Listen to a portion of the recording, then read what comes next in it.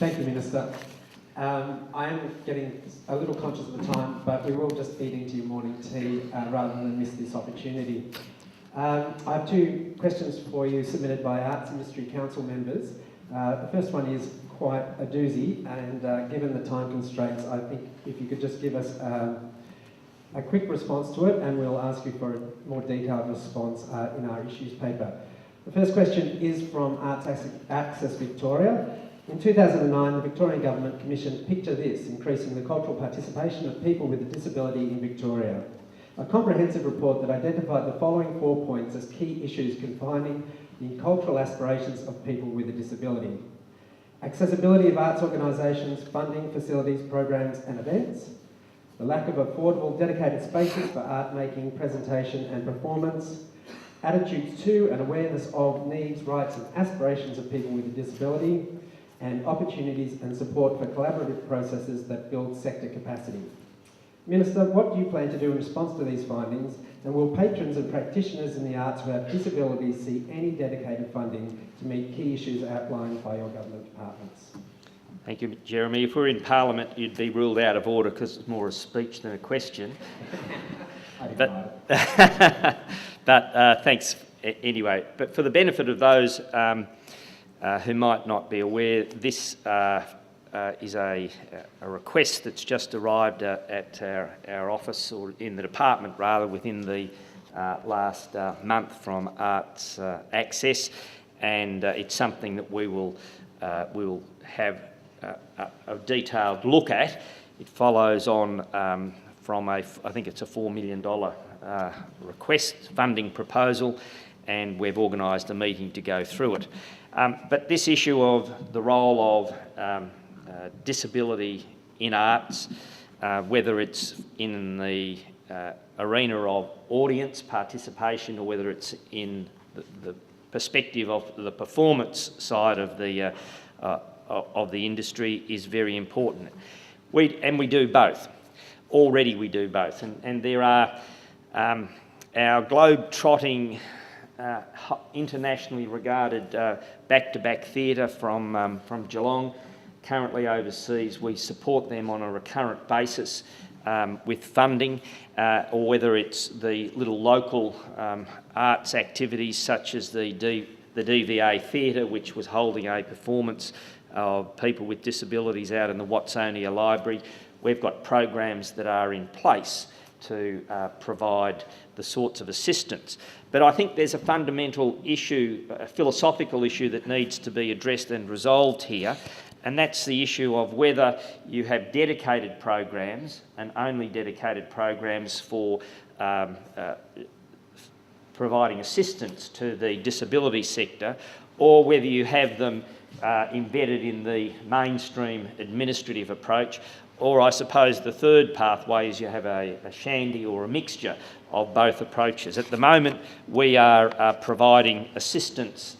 Ours is a mixture where Arts Victoria provides places and assistance within its grants programs, and then through the Office of Disability, they also have programs and assistance that's specifically provided.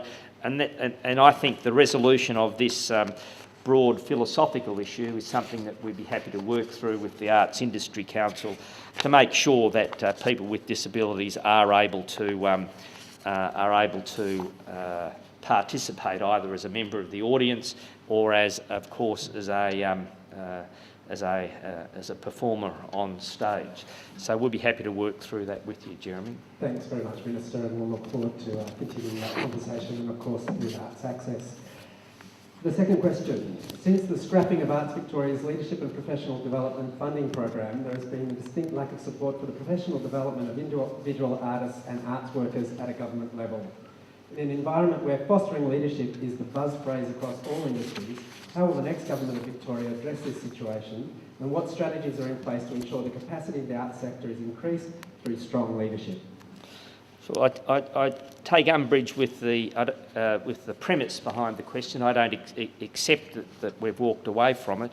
In fact, what we've tried to do is to embed leadership and leadership development within the organisations themselves, and we do this in a number of ways. And leadership can take many different and varied forms. So I said we asked the big agencies to assist the smaller ones, and the Arts Centre and the library and the museums are building their own capacity and leadership, but we're also asking them to reach out and help other bodies.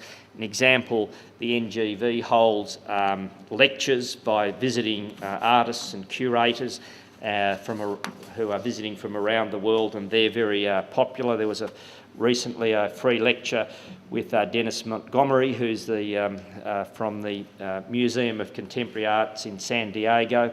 I think some 250 representatives from the sector attended that, so he could pass on his ideas and assistance. The peak cultural bodies such as Regional Arts Victoria or Multicultural Arts, the tourism industry group, and now we've got Music Victoria, which we've provided some $250,000 to establish. They also provide leadership development through their organisations. But we also do it with individuals.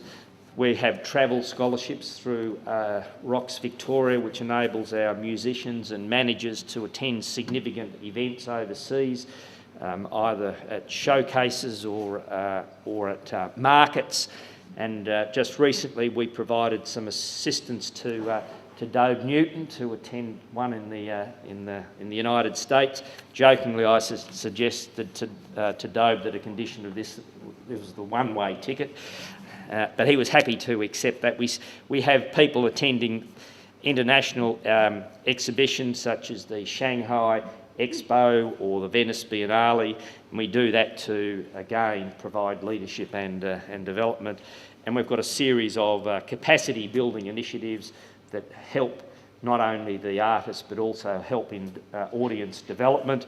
The test drive for the arts and Theatre Alive programs, these are assistance that we provide to build the audience base as well, and we'll continue to do that. All right, well, you might have to leave it there. I'd like to thank the Minister for his time today.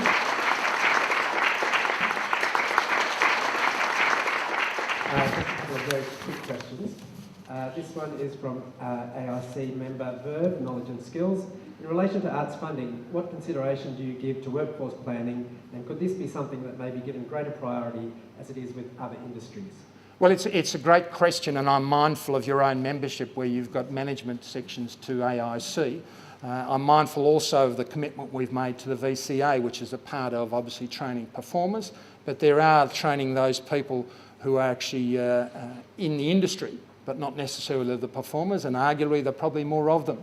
And this was a big issue for us on the Comedy Festival Board, and indeed with the Children's Television Foundation, is to allow people who are part of the industry but not the performers a pathway.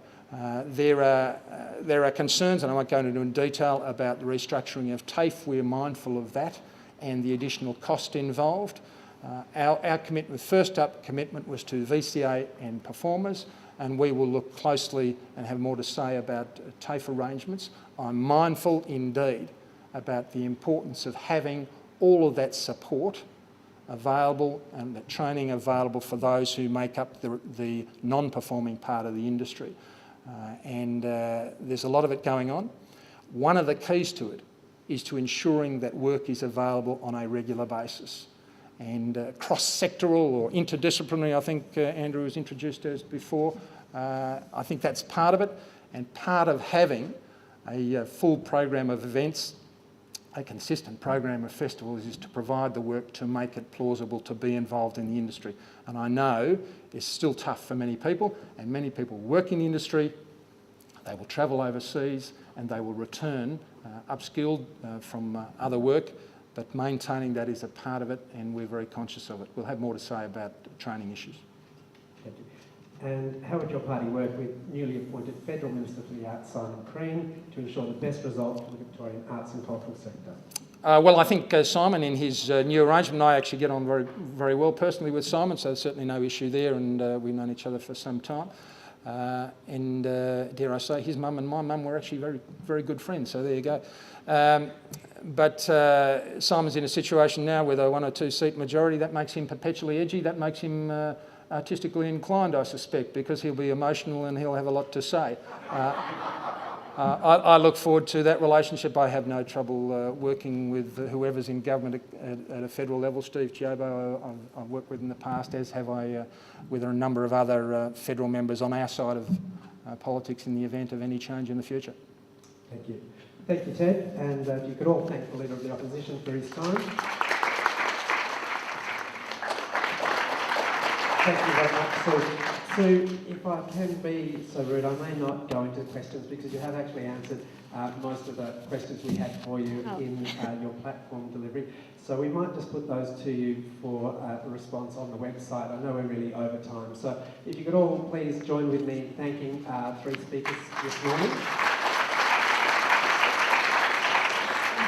And I'm sure all of you are looking very much forward to the release of further details of the arts platforms of the major parties and, of course, of the Greens.